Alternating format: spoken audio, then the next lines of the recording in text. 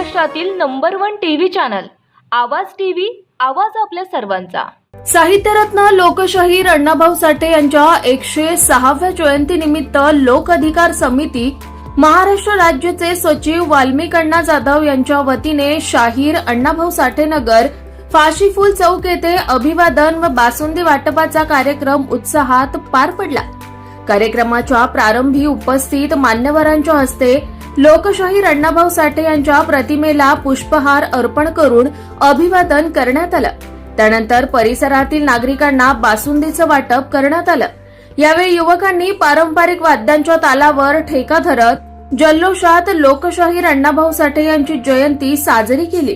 कार्यक्रमास परिसरातील नागरिक, युवक व सामाजिक कार्यकर्त्यांची उत्स्फूर्त उपस्थिती लाभली।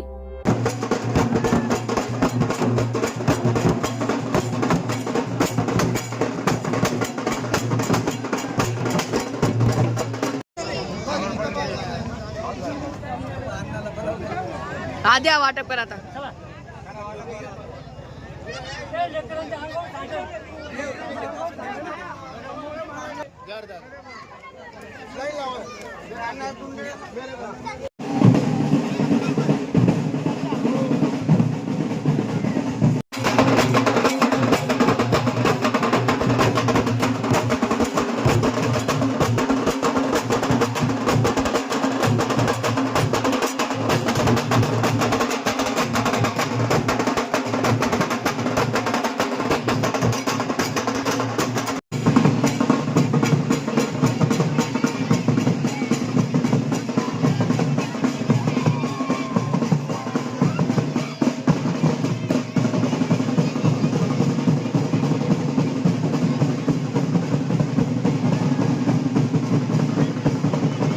आज 1 ऑगस्ट साहित्य रत्न लोकशाहीर अण्णाभाऊ साठेचे जयंतीच्या सगळ्या धुळे शहरांना मी शुभेच्छा देतो। मित्रांनो अण्णाभाऊ साठेंचा जन्म 1 ऑगस्ट 1920 सांगली या जिल्ह्यात झाला, वाटेगाव या तालुक्यात झाला।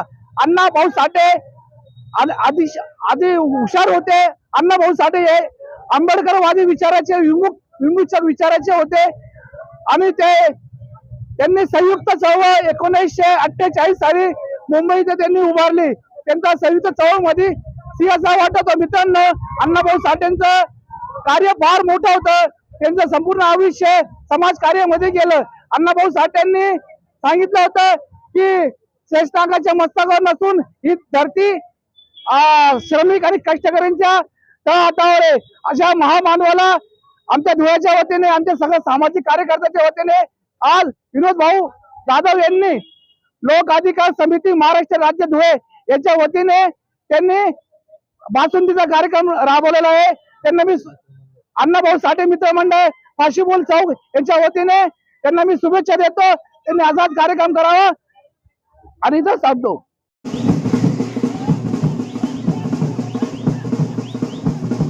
रोजच्या ताज्या घडामोडींसाठी आवाज टीव्हीला सबस्क्राईब करा आणि बेल आयकॉन प्रेस करा।